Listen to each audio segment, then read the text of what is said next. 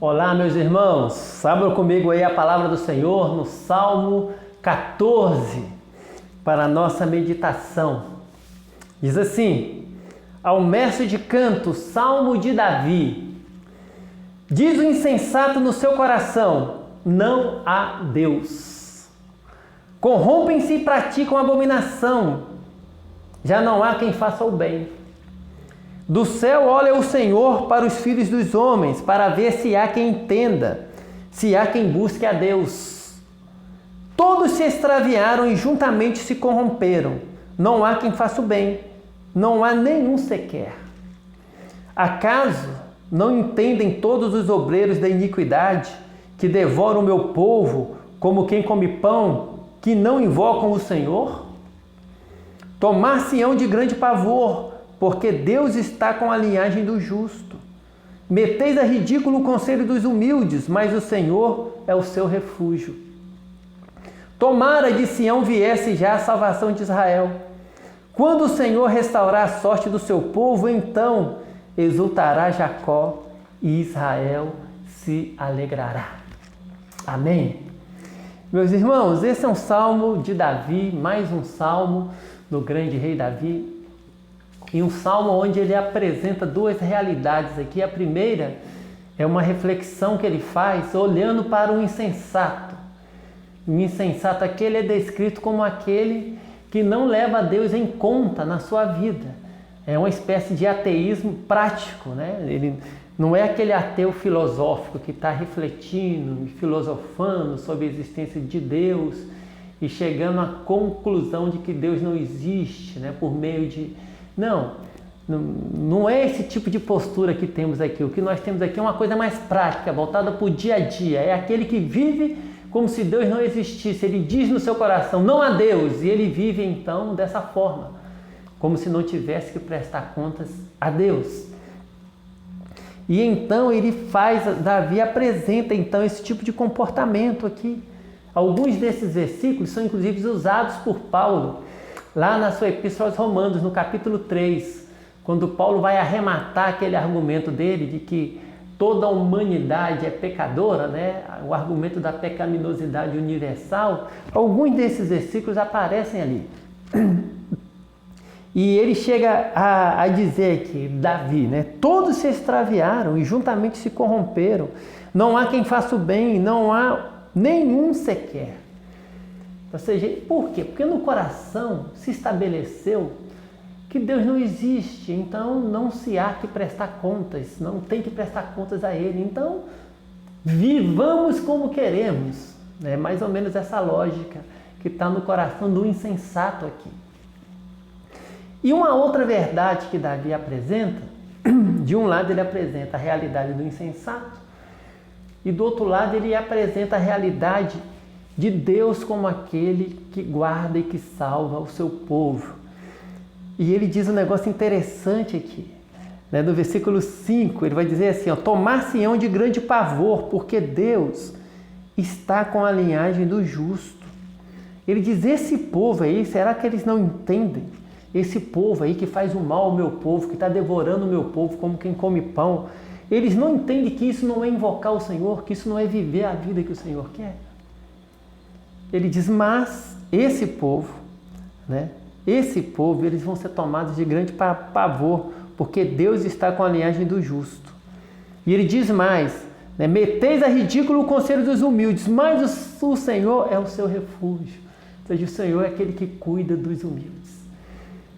Então nós temos essas duas realidades apresentadas no Salmo, né? Por um lado, o insensato, conforme sendo descrita aqui a vida dele, como que ele vive, e Davi apresentando também a realidade de Deus ser aquele que cuida do seu povo, é aquele que preserva o justo, né? E o justo aqui é sempre considerado justo à luz daquilo que a Escritura declara, não é aquele que tem justiça em si mesmo, não é aquele que tem uma justiça própria, não. O justo é sempre aquilo que é justo pela ação de Deus na vida dele. É Deus quem o torna justo, é Deus quem o justifica, né? Além dessas duas realidades, tem uma outra questão aqui que é tratada nesse salmo e que é muito preciosa e que eu quero chamar a tua atenção.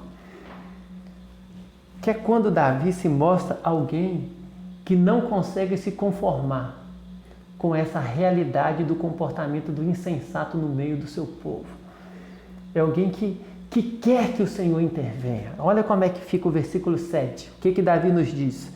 Tomara de Sião viesse já. Viesse já. Ele quer agora. Quer que venha agora. Tomara de Sião viesse já a salvação de Israel. Quando o Senhor restaurar a sorte do seu povo, então exultará Jacó e Israel se alegrará.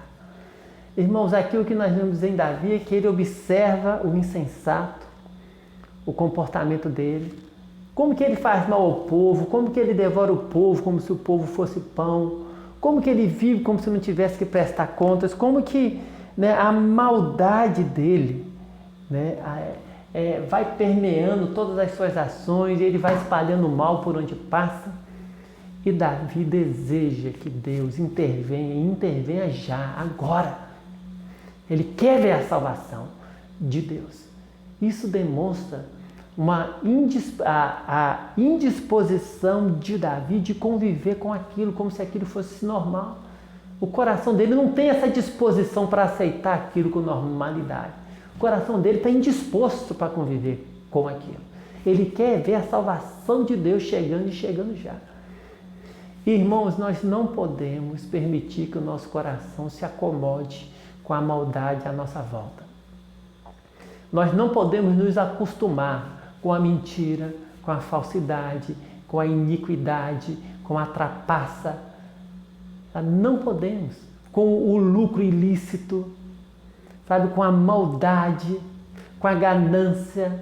Nós não podemos nos acostumar com essa conduta do coração insensato que está à nossa volta, como se isso fosse uma coisa fácil da gente conviver, como se pudéssemos facilmente viver com isso, como se isso não estivesse agredindo ao Senhor, como se isso não fosse um estilo de vida totalmente contrário àquilo que o Senhor quer.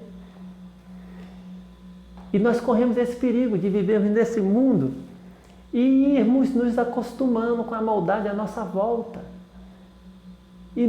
E perdemos a sensibilidade com relação a isso, né? De vermos o pecado à nossa volta e não sermos mais incomodados, não ficarmos inquietos, né? O nosso coração não desejar que Deus intervenha logo, né? Olhar para o mal e não clamar ao Senhor que Ele venha logo para botar fim a essa realidade e restaurar logo todas as coisas. Irmãos, o nosso coração não pode ficar insensível. Não pode. No salmo que lemos hoje, esse é o grande desafio que eu quero que você pare e reflita nele. É que o nosso coração, diante do comportamento do mal à nossa volta, ele se comporte como Davi. Ele fique inquieto e ele clame ao Senhor: tomara de Sião viesse já a salvação de Israel. Pois quando o Senhor restaurar a sorte do seu povo, então exultará Jacó, Israel se alegrará. Que o Senhor te abençoe, te fortaleça.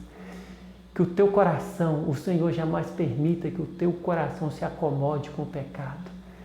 Que o Senhor jamais permita que o teu coração conviva com as práticas do insensato como se fossem questões tranquilas e normais. Não. Que o teu coração fique inquieto com o pecado à tua volta. E que você deseje ardentemente ver a mão do Senhor operando na história da humanidade. Que você deseje ardentemente vendo a salvação chegando, vendo a volta do nosso Senhor se aproximando a cada dia mais, para restaurar todas as coisas para a glória do nosso Deus. Que o Senhor te abençoe, te guarde e te mantenha com o coração assim, sempre sensível à vontade dEle, orando e intercedendo para que Ele cumpra os propósitos dEle na história da humanidade. Deus te abençoe e te guarde, em nome de Jesus. Amém.